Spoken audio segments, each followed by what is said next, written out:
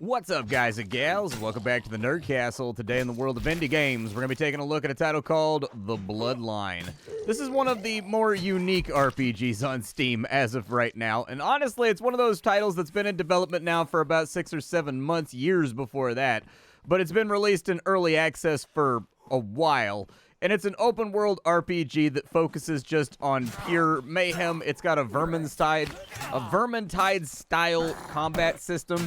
There we go. I can get the words out. I believe in myself this morning. It's also got lots of loot. It's got crafting systems. It's got things like you can be a street sweeper for a living, and you can mess around just like cleaning up the town to make everybody like you. You can mine, you can harvest. Very much a cross-section between something like Skyrim, something like Vermintide, with all the crafting systems and things to fool around with from a game you might have seen called RuneScape. So today we're going to take a look at the game for about 30 minutes. We're going to see if it's something you wanted to add to your wish list, or if it's a game that you wanted to pass on. If after watching this you wanted to get the game for yourself, I got a link for you down below in the description. But let's jump right on into it. So what is this game? Why should you care? Why is it an RPG that's worth anyone's notice? Why is it being featured on the channel right now? It's being featured on the channel right now because this is a game that focuses on clear and utter mayhem, and it seems like the developer has sat down and tried to make a game that focuses entirely on just being fun, no matter what. If nothing else, the game is focused on being ridiculous. Combat, as you can see, is very much like Vermintide. You've got little shields that you block with when the enemy hits you. Oh, I broke his armor off. Good. When the enemy hits you, it drains that. They get on through, it's going to start dealing damage to you. But there's also other fun little things you can do, like charge the enemy and smash on into him, and then he'll roll along the ground and be prone, and you can just beat the hell out of him. I've got a musket over here that I can break out, so I could take out a gun if I wanted to and just, like, shoot a guy if I was done reloading right now. Apparently, I forgot to reload the last time before I started recording, but you've got guns, you've got bows, you've got claymores, you've got knives. It's got a stealth and a crime system. If you steal from towns and things, people will get upset with you and they'll get cranky, and they'll have different voice lines when they address you. So there's all these little immersive features combined with the fact that you can do all kinds of ridiculous stuff. Like, can I attach to that right there? You have a grappling hook. You can use this whenever you want. I mean, if I jumped off of this right here, I can also show you wall running. You can run along walls just like that right there. And it's actually probably one of the better implementations of wall running that I think I've ever seen in a video game. It actually feels pretty good to fool around with. There's little bashes you can do. I've got, like, big sword swings. I've got, you know, shouts and things that I can do. There's also these little immersive elements throughout the game where you'll pick up spells that activate certain kinds of shrines that will reveal hidden stuff. Oh, we got another guy in armor over here. Let's see if we can put a little bit of oomph on him. Come on. There we go. Get that armor all nice and off you. Slam into him right there. Bash him into the wall. Do a good amount of damage. This guy's not really, like, trying to close with me right now, so I'm going to go ahead and whip out the old musket, and we'll just zap him real fast. The game is also influenced by Mount & Blade Warband. It tells you the distance of all of the shots that you've taken so far, the difficulty and all that kind of stuff, and then the amount of XP and the amount of loot that the enemy dropped. Most of the loot is handled in this game just sort of auto, so when you kill something, it automatically goes into your inventory. But if anything special drops, it uses the engram system from Destiny, where like a big orb will pop out of the enemy and sit on the ground, and you've actually got to go and collect those. Inside all these areas that you're adventuring inside of, there will be optional areas that you can play around with. There will be little mines, there will be little side areas, there will be lumberjacking camps and goblin camps and things like that. The last time I played the game, these weren't implemented yet, but these right here, yeah, looky there. You can walk on in, and there's like a secret little cave over here that we can investigate. That one might have been there the last time I played the game, but I went into a cave earlier that I distinctly remember it being a clipping plane, and this time it let me walk on through, and it's all seamless. There's no load screens on anything in this game, except for when you go into a map from the Overworld, and we'll take a look at the Overworld in just a little while. I don't know what I can attach to around here. Can I pull you off the ground? No. You can also throw your grappling hook at enemies. And if they're smaller enemies, you can pull them and launch them all over the place. There we go. We'll get you right there, like so. He'll fly through the air, and you can kind of like sweep the leg on him. I don't really have any stamina left, so I got to wait for my stamina meter to come back. This guy's just levitating. But this is the kind of game that when I see jank like this, it's endearing rather than being annoying. This is one of those games that's able to cross the jank pipeline and end up, when you're seeing jank, it'll end up being endearing and enjoyable rather than being anything that frustrates you. And thus far, all the stuff that is needed to work has worked. We'll take the gold off the shelves right there. We've got a whole bunch of crafting materials over there. There is crafting in this game. There's cooking. I haven't gotten around to blacksmithing yet. I don't know if that's like fully implemented or whatnot. You also get to build a village. So in this game, in the storyline and narrative, you are a lord that's trying to return your house to noble glory. And so you have your own castle. You can build it up. You can do renovations and stuff like that. You can add buildings that will put new vendors and cooking stations and things of that nature inside your village. There's also a ton of Stardew Valley decorative stuff you can do with your village if you want to. Everything from planting trees to crop rows to fields to fences to statues and stuff like that. Looks like there's maybe like a way to get this gate open around here somewhere. Or maybe I can just go up and over the top. Does it go up and over the top? It does not. But you've got to check in this game because sometimes things are accessible just by you going up and over the top of areas. I'm going to get this little coal vein right here while I'm in the neighborhood. There's lots of gathering professions. There's everything from foraging to picking up mushrooms, which are used for potion brewing, which I have done inside of this game. The potion brewing is very much Skyrim influenced, where every single herb in the game has a thing that it will add to a recipe. So it'll be like, what are those guys doing? Where it'll be like +5 to healing, +5 to like stamina or something like that, and then you just combine various herbs, and the potion will do exactly what it says on the tin via combination. This guy right here is all over the place, man. What are you trying to do now? I'm gonna bash you. Can I pull your leg out from underneath you? I cannot. We got some goblin shivs right there. All right, well, I'll try a little bit later. The game does have music, but I had it turned off because I forgot I was listening to like a podcast prior to starting the recording while I was getting myself ready and compiling my thoughts. Does that crystal do anything over there? Let's find out. What does this crystal do? Can I break it? Sometimes there's like breakable objects, and this game draws on a lot of influences. I've seen a lot of things inside of this game. Those flavorings of RuneScape and Vermintide and Skyrim are not the only things that I've seen around. I've been trying to guess the developers' influences while I've been playing, and along the way, there's like these little public events you'll find sometimes. There's no public in this game. It's single player. But there's like these events you'll come across that very much remind me of Warhammer Online's public event system, where you'll go through and do certain things and they'll tier up if you complete it, and they get stronger and stronger until you get like a big loot basket or something like that. In some cases, it actually changes the way the map looks entirely. So I came across a tree on this map right here that we're currently playing, and it was corrupted by like these weird little... Uh-oh, that's probably not good. Alright, so I'm trapped underneath stuff right now. There we go. Let's get up on this little scaffold, and I'll try to get back over to there. There we go. Perfect. Oh, there's a big guy over there. What's the big guy gonna do? Let's pull out the cat and see how much this hurts him. I don't know if he's got a way to get across this gap, or if it's gonna be one of those situations where he's just gonna let me... Oh, he's big. He's big and he's angry. All right. I'm gonna guess that I'm not gonna be able to charge him, so I'll use my CC on this little guy right here just to get him out of the way. You get pulled off right there. You're gonna hurt, aren't you? I can tell you're gonna hurt when you hit me. You get out of the way. Grappling hook, just jerk him all over the universe. Oh, he doesn't hurt that badly. He stings like a little bit, but we have consumables we can use in combat and whatnot. I'm almost gonna guarantee that tugging on the rope is not gonna do anything to him, but that fall damage was appreciated. Let me see if I can maybe go over here. If you don't like the grappling hook, there are other things you can put on your F key. So I've got like a mana crystal, for example, that'll recharge your mana if you're playing a mage build. Actually, it might not be a terrible idea to get some magic spells lined up. Ooh, that dropped him something fierce. Nice. Well, it just goes to show, no matter how big you are, you catch a 30mm ball to the face, and that's going to be a wrap. Knock him out right there. That guy's jumping at me. I don't even know if I hit that. I think I did because his leg is flying off into the sky. So I think I got him. There are level ups. There are skills in this game. There are proficiencies. So everything from running around the map to fighting with a sword is going to level itself up. You will occasionally be prompted that you've gained proficiency in that task. Proficiency points allow you to get special abilities like my big sword swing right here or my charge. If you've got the gun, I can break that on out, and you can swap between hotbars. I've got a shotgun blast right there. I've also got a sniper shot, I think, is what's on my 1 key. I don't remember what I assigned to my 1 key. Yeah, it gives you like a super sniper shot that if you time it right, it does ridiculous 6x damage. And so you'll get extra abilities and things. There's also magic spells you find around.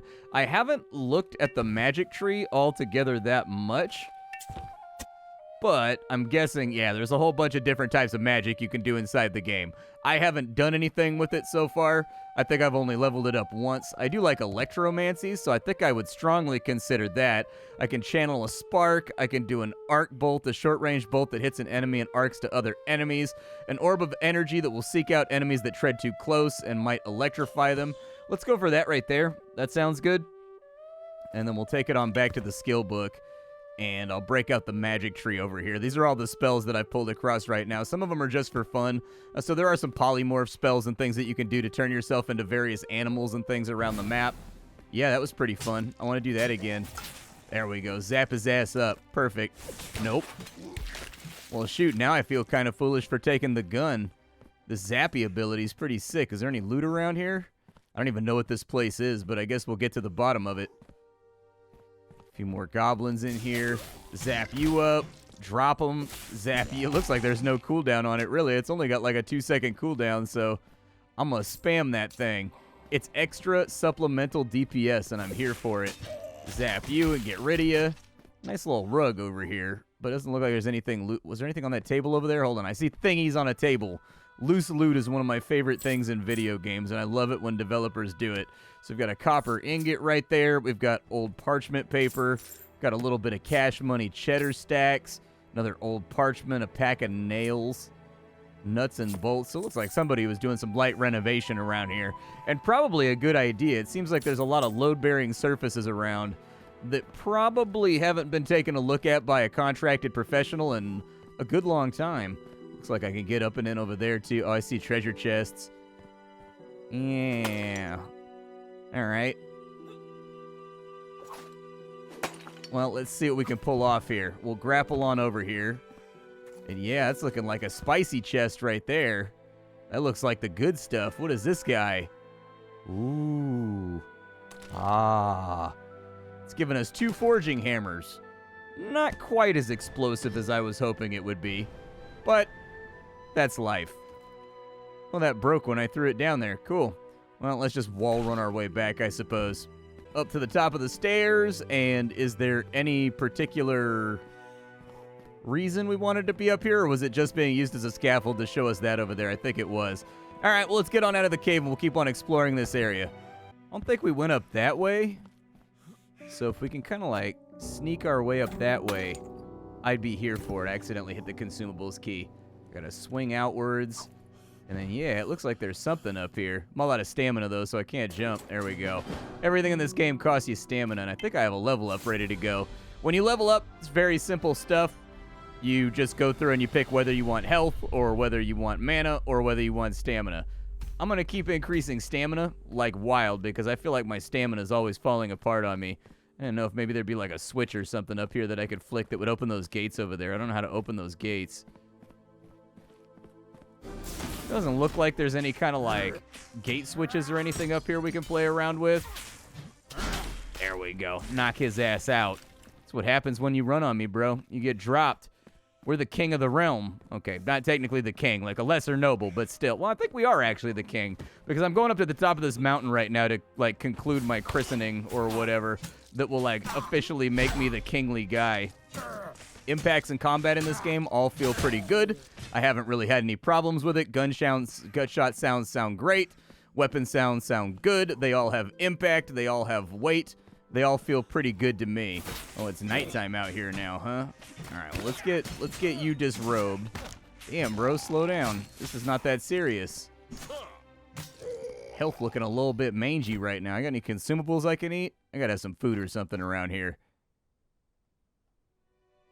Got some bread. It's not much, but the game lets you eat like crazy, just like if you were playing something along the lines of Skyrim. So if you're not healing, just load up on even more healy stuff. I think... Where is the path? There it is. We got to get to these stairs. There is bullet drop in this game, so you will have to learn to aim over enemies' heads. Enemies are not going to be fooled by tactics like this a lot of the time. They can climb, they can jump, they can clamber the exact same way that you do. But for now, it seems like the goblins are a little bit confused about how they want to get up here, so this should be just easy peasy free kills, and I'm trying to level up my gun skills anyways, so... Trees? I don't think I need any more trees right now. I think I'm good on wood chopping experience at the moment. I think I have all the things that I need to, like, upgrade the town a little bit, too. So let's continue our way up here. We'll kind of see how this all plays. I don't think they're just going to let me become crowned king without some kind of showdown. Alright, so there's the spot over there. Let's see if we can actually inherit a realm. Technically, we were supposed to do this pilgrimage with our dad, but I think he's, like, dead. I don't know if he got assassinated or what happened to him. But I got to go up to the top of the steps of Esros. This is one of the first quests the games give you. But I was fooling around, kind of flying around the valley and, like, doing all kinds of open-world free-roaming stuff and just kind of never got around to it. I am the king of Esros. All look upon me and despair.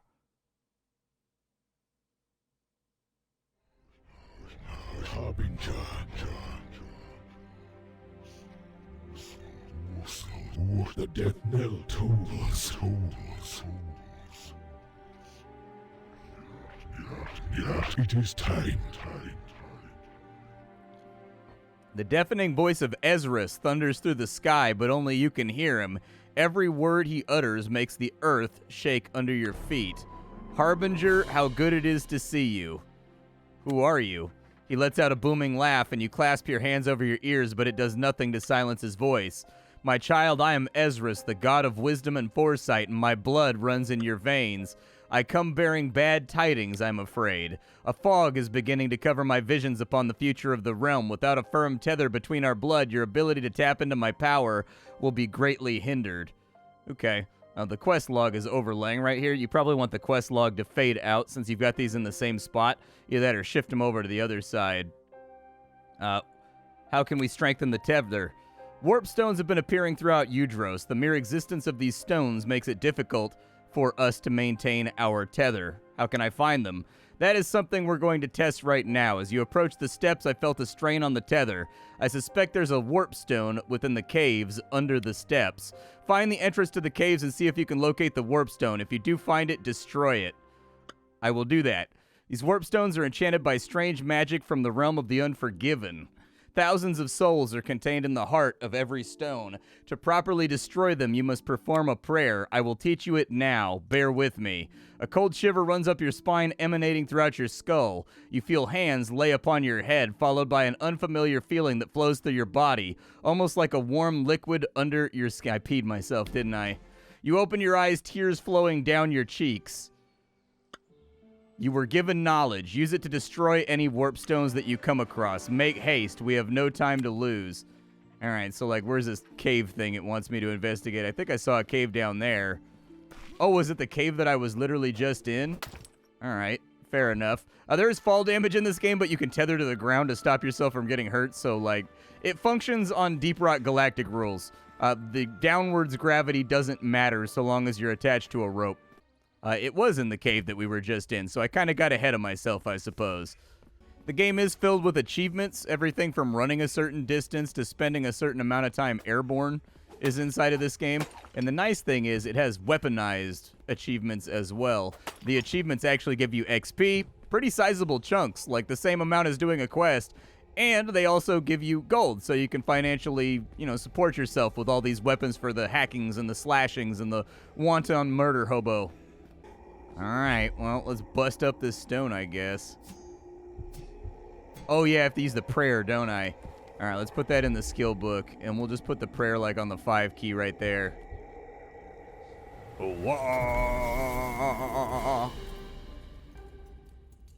Alright, did it drop any loot or anything?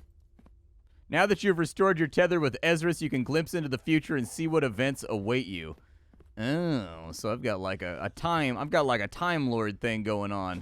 We can go to the Harbinger's calendar in the radial menu.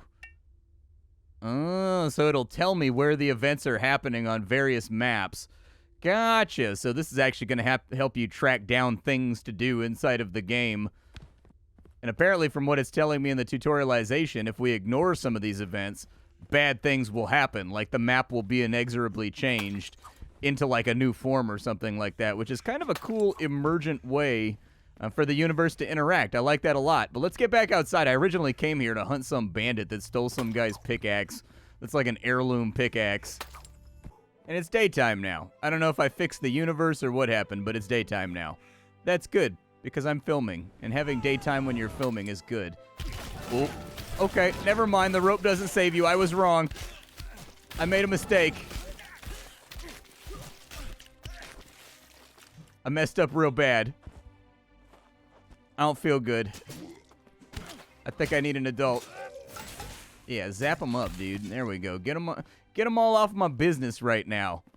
Well, that experiment went tremendously poorly. I don't know what I'm looking for in this zone. It said there's a bandit guy around here who stole something, but the world maps are quite large. You can get lost in them. They take time to search through and find all the stuff. The good news is they've given you a handy-dandy steed. There's different mounts in the game. I just have like a big-headed jackass for right now. But later on, maybe I'll have something more befitting of a king. This was just kind of like the starter mount that they let you start out with. Looks like there's a magic spell over here. Throughout the world, you're going to find little spots like this. You should definitely investigate them. Cranial rupture. I can explode a guy's head. Hold up, I got to investigate this.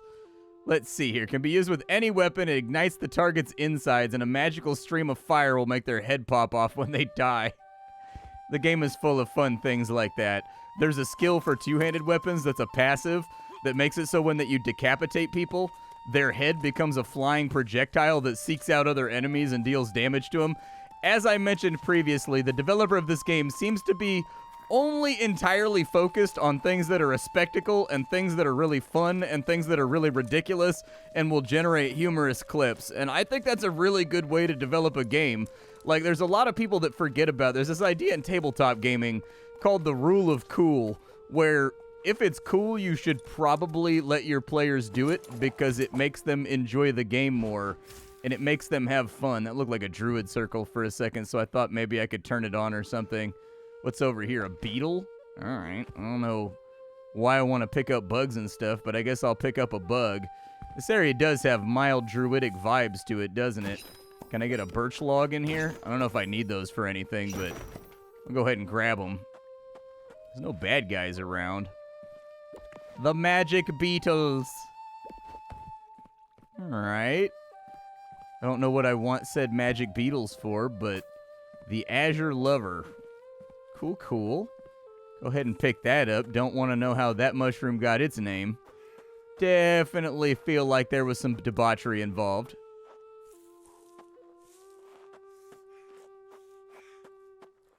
There's a little huddy boy over here. Let's go ahead and check that and see if there's anything inside the little huddy boy. Nope, nothing inside the hut. Something about this place resonates with your divine blood. Alright. I think I see treasure chests up there, so let's see what's cracking inside this place. Got like a little drawer full of crafting goods. Even more crafting goods. I need to figure out how to make myself some new weapons and armor and stuff. That's what I need to figure out.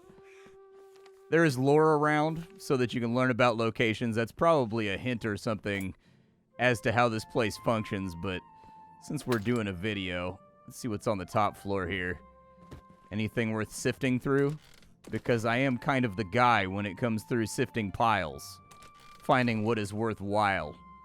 All that sort of amusing stuff. I don't know if there's anything really else here that we wanted to take a look at. Since we're getting long in the video, let's take it out to the overworld. Here's the overworld map. It's pretty primitive, but at the end of the day, it gets the idea across, and like traveling in between places is not really the main point of this game. There's towns, there's adventuring areas, free roaming areas. There's also enemies on the road that will attack you and try to chase you down. They're pretty frequent as of right now, but they haven't really been an issue. But a cool feature about that is that when you get into a fight with somebody on the road, it procedurally generates like a little adventure area that you can look around for loot and like crafting materials and things of that nature as well. So when you do get interdicted by a bunch of enemies, not really that big of a problem. And so before too long, we have arrived at my settlement, my fief, the town of glorious Bootyville. Let's head on into Bootyville, and I'll show you our stronghold. I haven't really built it up altogether that much because I've been out farming for the last couple hours. But you've got building slots, so like all of these destroyed buildings out here are things that you can build up. More of them have been implemented since the last time I played the game. We'll go ahead and throw some wheat inside of there. And now we have a bakery. So let's see what oh, look at that. They've got pretzels. What's up, man? What you got going on inside of here? If nothing else, he'll buy all the crap that I've had on me here. I would like it if they added a thing that allowed you to sell all junk with one button push, but I don't see it around, because right now it's kind of hard to tell what's junk and what's not a lot of the time. Copper claymores, I got all kinds of things to sell, man. I've been out farming and just having a great old RuneScape time. There are named weapons as well. There are really, really nice weapons that you can find all throughout the game. Some of them are rare drops off of certain types of enemies. Some of them are the result of you doing puzzles in locations or figuring out how things work. Really just sort of depends. There's a lot of activities and there's a lot of stuff you can get up to in this game. Apparently you can also play musical instruments if that suits your fancy. Since I completed the quest to build the bakery, I'm going to go ahead and talk to my townsfolk and be like, hey, I did that drudge work that you expected of a king. Bakery's done! I can't wait to eat freshly baked bread every day. Yeah, that would be nice, dude. Freshly baked bread is kind of the slappers. What is this building going to be? What do I want to do over here? A wizard tower. An engineer's workshop. What if I do like a smithy? I want to do a smithy. Let's do that. Let's build up the smithy real fast. And I don't really have any iron ore, and I don't have enough pine logs to make this thing happen. So we're going to have to farm out a little bit more, but this is where I'm going to be able to craft weapons and also make myself more gear. All of the places in this game are very well appointed. It's clear that somebody cared when they were designing all of this. And while the game is comprised mostly of Cinti assets, there's a difference between what this game is doing and an asset flop. This game is the perfect sterling example of a game that makes exclusive use of assets, like store-bought assets, and does it right. Where the developer was just trying to streamline the process and make it so they could build a game quickly and they didn't necessarily have an art budget, or maybe they didn't want to deal with all of the texturing and everything else. So they bought a bunch of assets, but there's a lot of modified assets in this game too. So it's clear the developer knows how to model and knows how to animate, because I've seen enemies doing things in this game that I don't think are part of like the normal Cinti asset animation pack and whatnot either. Like if you do this job for long enough, you will start to notice a commonality between a lot of Cinti games where you'll recognize animations and you'll recognize things. They didn't just leave it to that with this game. They went to work and they started tinkering, making those assets work for the game. And so I think this game is fantastic. I would say to keep an eye on the early access, because this one's going to be a mover and a shaker.